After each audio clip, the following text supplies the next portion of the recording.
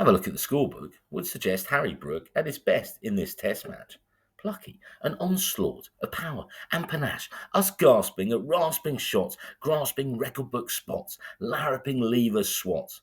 But there is a catch. Rather lucky. Should have been caught. If flicks, snips, snicks from the quicks by the slips took. Lessons learnt, not taught. Too many blips. Let him off the hook. Fielders fraught, flopped. Criticism rightly copped. Unsightly. Yet another dropped. Feel for Nathan Smith, what we saw, skiddy. Still raw, but more than a whiff of miffed. A boohoo debut. Betting not thrilled or giddy at getting biffed. Riffs of what ifs. Fretting. Could have had so much more. Five for folklore for sure, but so many catches spilled. Just poor. Trigger happy, over the rope dope tropes from a number of men. Did he duck it, dashing, ducking and diving, slashing and lashing, not just surviving, but somehow thriving. Pope with a flurry and a hurry, without a worry, just like at Surrey. Big Bus Gus, again, a massive plus. And then the welcome return of Bigger Ben. Stoic, heroic, at home again. Totally sold on Bethel. Caribbean calypso gold strum with a bit of brum hum. A warm welcome to the fold. Only 21 years old. Shoved up to the first drop. So bold. Didn't stop the ball. Sailing over the top. Another perfection selection in from the cold in the typical Bazball mould. Bride and cast did announce he's got the class. The pace, bounce, a new speedster ace to pounce and trounce. Ripped, did script a Kiwi farce, then belittled. 10 men skittled. Saffa, Jaffa, rip snorters abound. VIP pass, and also that number again, but rather sound, coming in at 10.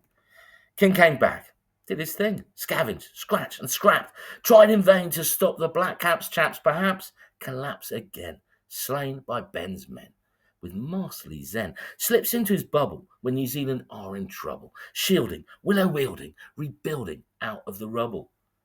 6'4" barn door, Willow Rourke, again got the ball to talk, fizz and pop like a champagne cork, getting to fork with his gift for lift, just what you're after, a grifter and grafter, hardball humming, does remind me a little bit of Pat Cummins. New Zealand over a barrel, but Darrell, whose form has been squalid, didn't unravel, back to his norm. So solid, did fight, perform. The flight of those great straight shots travel. The Mitchell Ritual delight. Glenn showed the gusto we expect from this impish sprite. That catch in full flight was a hell of a sight. And busy's a bee with a bat, like Ben.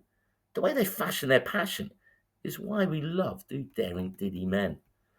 Best not to mention the Blundell bundle of blunders, tension, apprehension, pardon the pun, can't buy a bloody run, which is why his place in the team does seem beyond comprehension.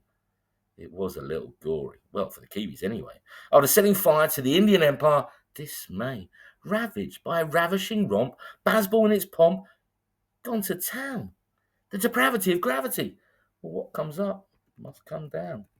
Was unfeasible. Maybe not cerebral, but staggering swagger. Unbelievable that because of Bazball, it was even achievable.